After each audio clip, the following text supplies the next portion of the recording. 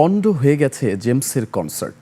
বহিরাগতদের হামলা ও ভাঙচুরের ঘটনায় বাতিল করা হয় ফরিদপুরে জেমসের কনসার্ট।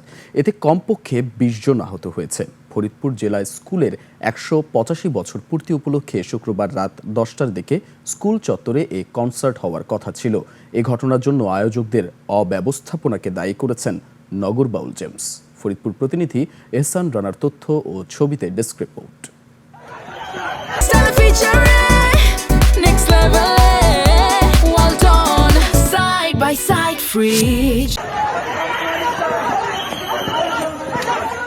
বহিরাগতদের হামলা ও ভাঙচুরের ঘটনায় বাতিল হলো নগর বাউল জেমসের কনসার্ট।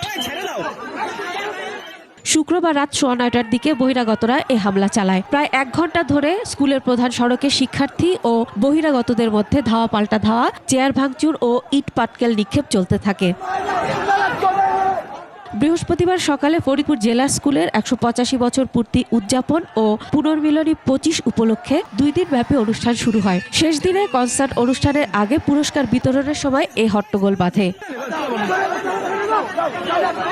প্রত্যক্ষদর্শীরা জানান, পুরস্কার বিতরণের সময় ৩ ছেলে দেয়াল টপকে কনসার্টে ঢোকার চেষ্টা করলে মারপিট ও উত্তেজনা ছড়িয়ে পড়ে। উভয় পক্ষের মধ্যে সংঘর্ষ চলতে থাকে প্রায় ১ ঘন্টা। ৮৫ বছর পূর্তি উপলক্ষে আমরা একটা আনন্দঘন পরিবেশে ছিলাম। আমাদের প্রায় ৪,৫০০ রেজিস্ট্রেশনকৃত স্টুডেন্ট ইউনিয়নে যুক্ত হয়েছিল। কিন্তু আজকে দ্বিতীয় দিনে এসে জেমস আসার কথা শুনে সেই মাগুরা বহিরাগত বিভিন্ন জায়গা থেকে কোথায় কোথায় থেকে লোক এসছে জানি না, আমরা কন্ট্রোল করার চেষ্টা করেছি। তারা আমাদেরকে আয়োজকরা জানান, পুনর্মিলনী ও সাংস্কৃতিক অনুষ্ঠানটি শুধু নিবন্ধিত প্রাক্তন ও বর্তমান শিক্ষার্থীদের জন্য ছিল। অনিবন্ধিত কয়েক হাজার বহিরাগত দর্শক সঙ্গীত শিল্পী জেমসের কথা শুনে চলে আসে। ভেতরে ঢুকতে না দেয়ায় তারা পাশের মুজিব সড়কে অবস্থান নেন। পরে আয়োজক কমিটির পক্ষে বাইরে ২টি প্রজেক্টর লাগিয়ে দেয়া হয়। তবে এতেও সন্তুষ্ট না হয়ে রাত ৯টার দিকে বহিরাগতরা দেয়াল টপকে ভেতরে ঢোকার চেষ্টা করে।